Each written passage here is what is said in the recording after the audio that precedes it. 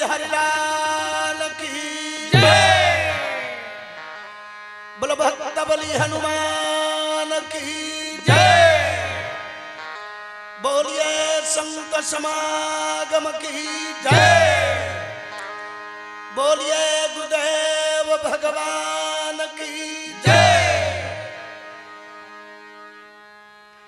कृष्णाय वासुदेवाय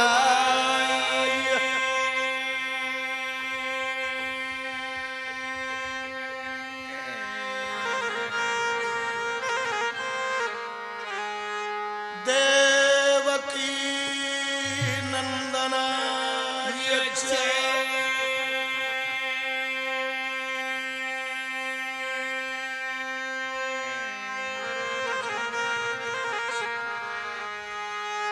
नंद गोप कुमाराय गोविंदाय नमो नमः। श्री गुरु चरण सरोज रज निज मन मुकुर सुधार।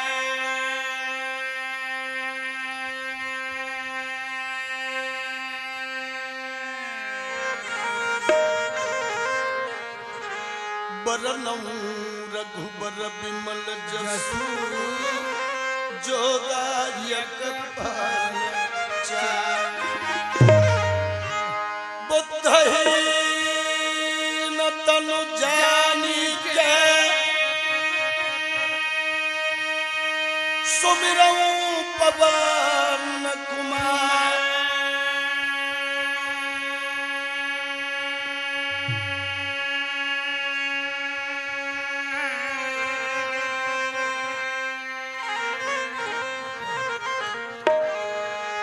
बल बुद्धि विद्या देहु मोहि हरहु कलेश व्यास देव जी के पद कमल बारहि बार मना।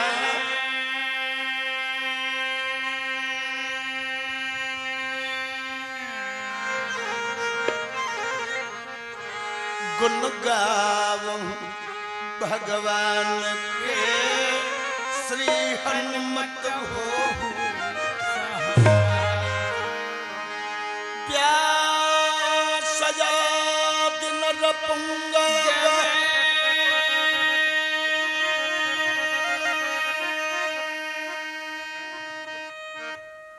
अरे नारद आदि मुनि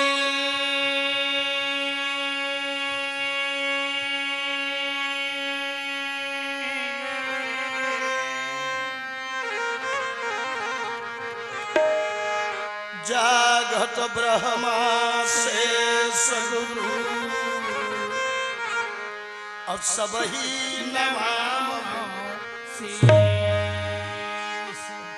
करिवर कुंजर बदन्य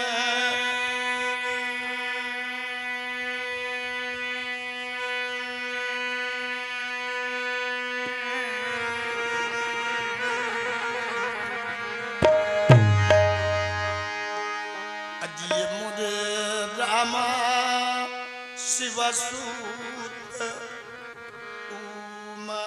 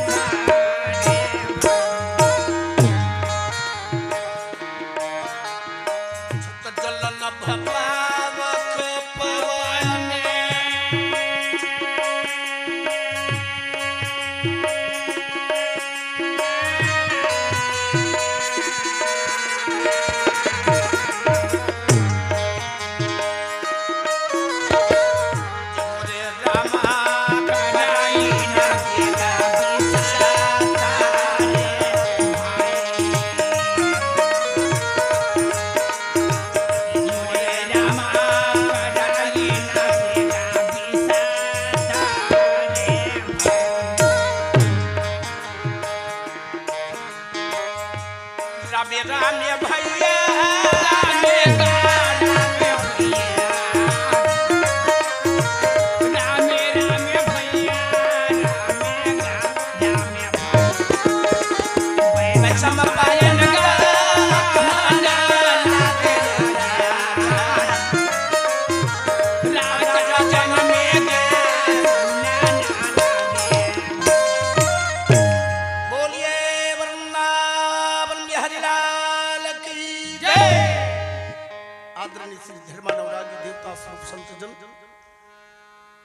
आप सभी आदरणीय संतों के समक्ष में भगवान श्री देव के नंदन जी महाराज जी की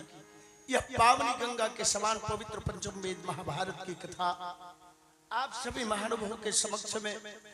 इस पावन बेला में प्रारंभ होने जा रही है। आज का जो अवसर है वो जलांजलि, श्रद्धांजलि और पुष्पांजलि के दिन है। आंचलिक बोली छत्तीसगढ़ी भाषा में महाभारत के कथा प्रसंग पंडवानी वेदमती शाखा शैली से तमुरा और करताल के माध्यम से आप सबके बीच में चरित्र चित्रण ढंग से प्रस्तुत करे के प्रयास करबन। एम कोनो भी प्रकार से गलती होई तेल क्षमा प्रदान करते हुए भगवत चर्चा में आनंद लेके कृपा करियो। आप सबके असीम कृपा, अटूट प्रेम और ईश्वर के बहुत बड़े स्नेह जिन आज ऐसा पावन स्थान में जिन जगह हमारे छत्तीसगढ़ अंचल के बहुत सुंदर कलाकार के श्रीमान आदरणीय श्रद्धेय श्री भरतलाल धीवर जी महाराज जी के ये पावन सानिध्य में ये महाभारत के कथा प्रसंग और ऐसा सुंदर गायक, ऐसा सुंदर कलाकार के धराधाम में आए के हमर जैसे तुच्छ कलाकार ला अवसर प्रदान करे एकर लिए ग्राम रसौटा के जम्मू सदस्य मन कोटि कोटि बार चरण बंदन। आओ हम सब मिलकर के भगवत चर्चा में आनंद लेबो। तो आज पांडव के घर में अभिमन्यु के मृत्यु के बाद वो घर के का दशा हो गए प्रकट करे के प्रयास करबोन। निवेदन रस से कथा प्रसंग लेके चलबोन। काबरे में 5 ठन रस बताऊं आप सबला। श्रृंगार रस है, एमा वीर रस है, एमा विभत्स रस है, एमा श्रृंगार रस है, एमा करुण रस है, हास्य रस तो कोनो कोनो जगह झलक बेकर। निवेदन आप सबसे कथा प्रसंग प्रारंभ करे के पहली हम सब मिलकर के 1 मिनट हरि नाम संकीर्तन करते हुए भगवत कथा में प्रवेश करबोन। ताली घलो बजाए बर लागू, संग मगाए बर घलो लागू। अरे मैं तेरा तू मेरा राम, मेरा मुझ में कुछ नहीं और जो कुछ है सब तोर, तेरा तुझको सौंपता और क्या लागे है मोर। भगवान के कथा भगवान के चरण में समर्पण करते हुए आनंद ले बोजी। अरे मैं तेरा तू मेरा राम, कोटि कोटि सह मैं तेरा तू मेरा राम, कोटि कोटि सह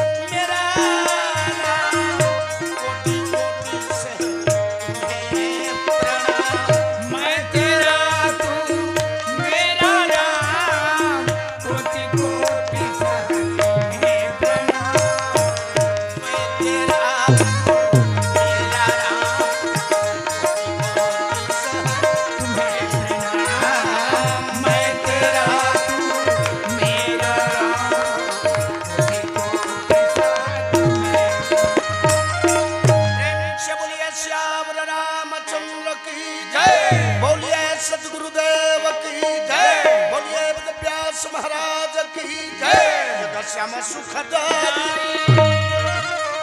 अमर हल धरक भाई ना भजन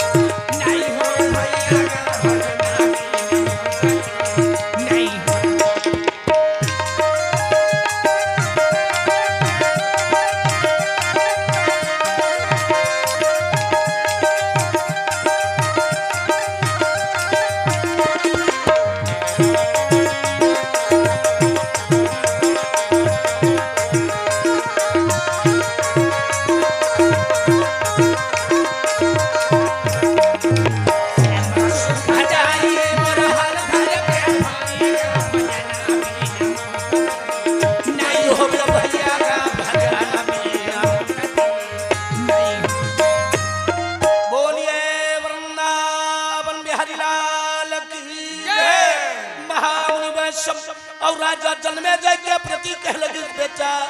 बाबू मैं तोला आज महाभारत कथा प्रसंग में द्रोण पर्व की ओर लेकर जाता हूँ और ध्यान लगा करके श्रवण करवे। बेटा कौरव या पांडव के बीच में महाभारत के भयानक लड़ाई चलत है। अब ये लड़ाई में आज 11 दिन के लड़ाई हो गए हवे जन्मे जाए 11 दिन के लड़ाई हो गए जन्म 10 दिन के लड़ाई लड़के गंगा पुत्र भीष्म सरसैया ग्रहण करे। एक बाद में गुरुद्रोणाचार्य सेना के मुखिया बना दीनो सेना के मुखिया बन के गुरुद्रोणाचार्य है तुम दुर्योधन न कहे दुर्योधन। अगर ये महाभारत का लड़ाई लड़ते जीतना चाहता तो जो अर्जुन ही जुदा कर पामम अरे बांधा जो दृष्टि पर लियाम। अगर लड़ाई के मैदान में अर्जुन नहीं रही तो धर्मराज युधिष्ठिर बांध के नाम के तोर सामने खड़ा कर दूं पहले दिन कही पर रागी भैया गुरुद्रोणाचार्य बांधे पर दौड़ी जन लेकिन अर्जुन 40 कोस के दुनिया में लड़ाई करत मन व्यापक नाम के शस्त्र चला कर कई अर्जुन है तो गुरु जी के 10 बाण पे थे वो सब अंगा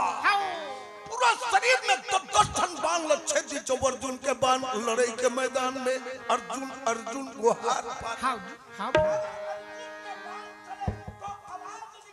ओकरे सती अर्जुन के छन्नामृ से रागी भैया शब्द होत रहे हमरो बाना और ताते शब्द भेद मोहिना चलते तो आवाज निकलते थे कर सती मोर नाम शब्द भेद घनो अर्जुन के आवाज न सुन करके गुरुद्रोणाचार्य लड़ाई बंद कर दी लहू के जात रहे तो बड़ कंतुकार भागा राजा दुर्योधन की तब बिहान दिन लड़ाई के मैदान में गुरुद्रोणाचार्य कसम खा के कहे कल के लड़ाई के मैदान में चक्र व्यूह निर्माण करी करहु युद्ध यही रूप अब बिन पारथ मह जगत में यह भेद न जाने आज के लड़ाई के मैदान में मैं चक्र व्यूह बनाऊं जकर भेद लब पांडव में अर्जुन के छोड़ कोनो जाने नहीं 7 दरवाजा के विकट व्यूह का निर्माण करिए। लड़ाई के मैदान में अर्जुन के बेटा जो अभिमन्यु रागी भैया 6 दरवाजा के भेदला तोड़े पर जान थम के ऐस लेकिन 7वां दरवाजा में जाकर के फंस गया। लड़ाई के मैदान में महाबली अभिमन्यु साथ महारथी घेर करके रागी भैया हुए मां डरी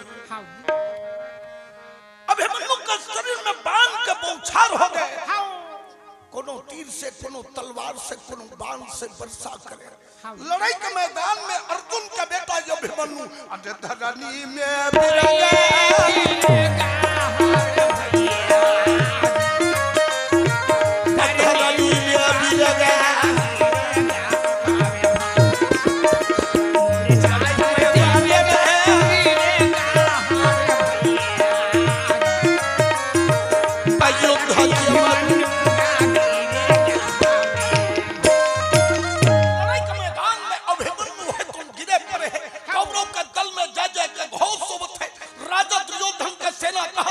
राजा दुर्योधन की जय हो।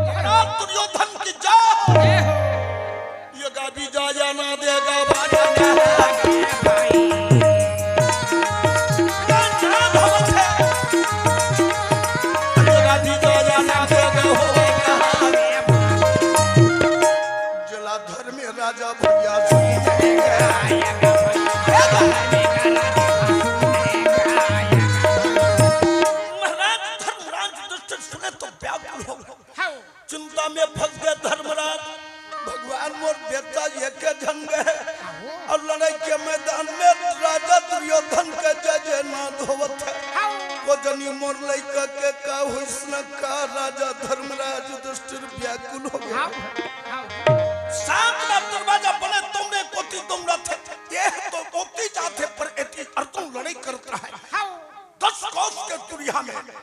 40 कोस के दुनिया में अर्जुन लड़ाई करता है। रागी भैया वहां 14,000 सेना के साथ में अर्जुन अकेला लड़ाई करता है। एको जन मरे नहीं जी। अर्जुन के शरीर बखुला गए। महाबली अर्जुन है तो अरे ब्रह्मा धनुष में अर्जुन ब्रह्मास्त्र चढ़ा दी। अरे ब्रह्मा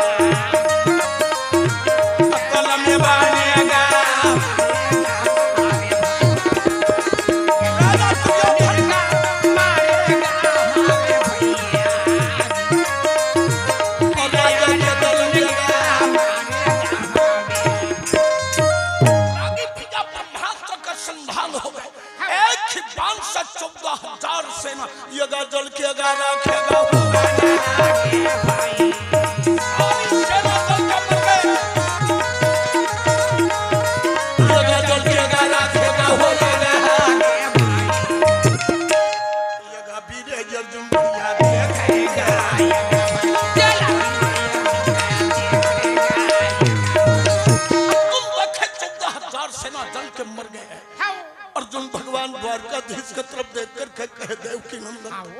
महाराज विजय नाथ करते हुए चल अब मोर रथ घरे को दिगाल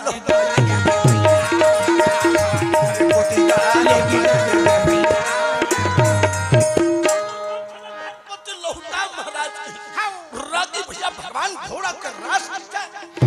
उठाए भगवान चाबुक के छैया नीलवत घोड़ा घर को मुर्गी से अर्जुन असुन दिखना शुरू हो पर के अशुभ नयन भुज पाए अर्जुन का डरी आंखें फरकत है डरी भुजा फरफरावत है पर के अशुभ नयन भुज पाए अपुरथ रे अच्छी का भई दान अर्जुन की आंखें फरकत है माई डरी भुजा फरकत है छाती अपन मन का अर्जुन का धक धक धक धक धक धक धक धक करत है छिकासे आवत है अर्जुन लगते न माई हाथ को ती गिरत है अर्जुन भगवान लगत है महाराज मोला काबर को जनी कैसे कैसे बानी लागत है महाराज मोला कैसे आने लागत मोर जी भुजा फरकत है डरी आंखें फरकत है अच्छा जी मोर छाती धक धकावत है महाराज मोर घर में कहीं हो गए कैसे लागत है मोर मन घबरावत है देवकी नंदन मोर मन घबरावत है महाराज भगवान कहे अर्जुन कुछ नहीं हुए अरे 2 दिन तक के एक अकेला 14,000 सेना के साथ में तो युद्ध करता था देखकर सती तोर शरीर में हलचल मच गई से अब तोर शरीर स्थिर होवत है तेकरे से तुला ऐसने लागत रागी भैया का भगवान नहीं जानत सब जानत प्रभु मंत्र जानी अरे भगत है तू जन्म में वो जगत स्वामी भगवान सब न जानत है एकर बात में कैसे कहे अरे जन बाप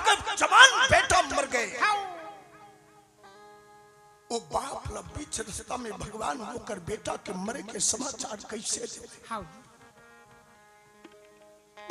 बाल का धीर सुना कि भैया अर्जुन के रथ दौड़ावत भगवान मानत है।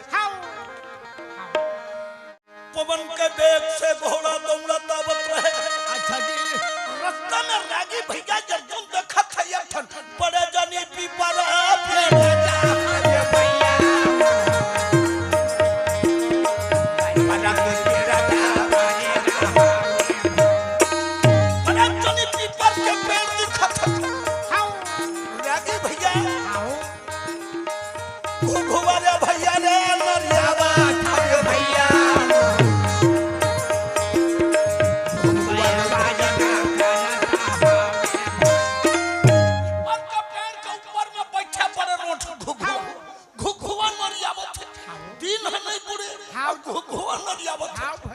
अर्जुन देखिस के महाराज उल्लू रे आवाज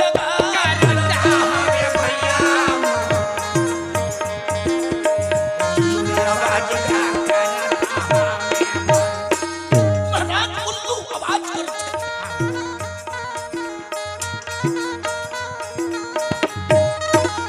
असलेगा गिरेगा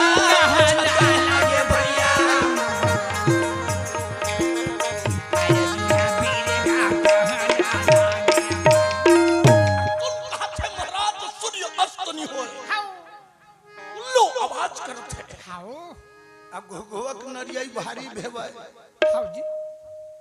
हमन तुमन तो मान जब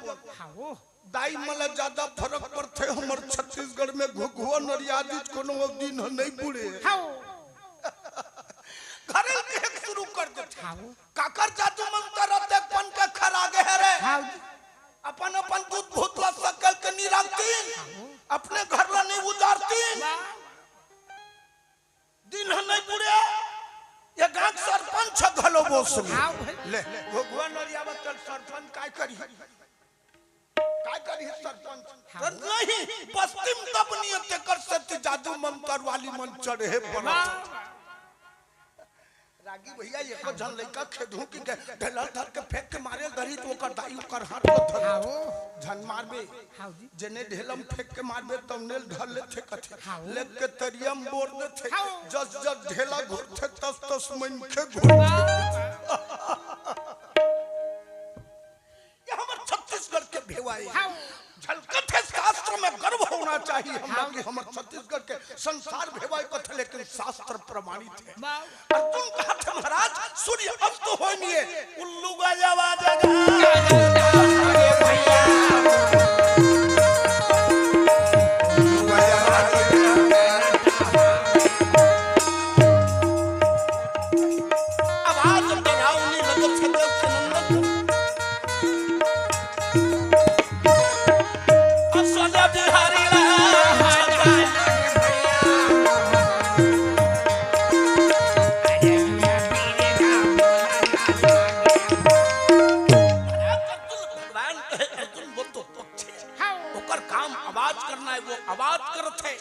चिंता मत कर कुछ नहीं होए रागी भैया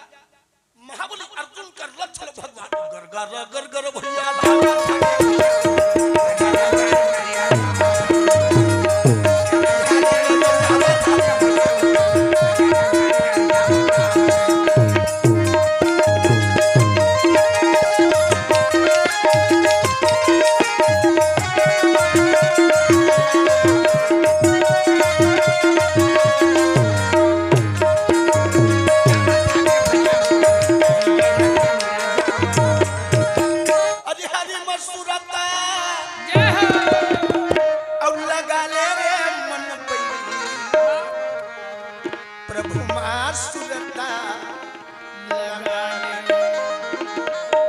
लगा ले रे मन पैरी हरि महासुरता लगा ले रे मन पैरी हरि महासुरता हरि महासुरता लगा ले मन पैरी महासुरता हरि महासुरता लगा ले मन पैरी महासुरता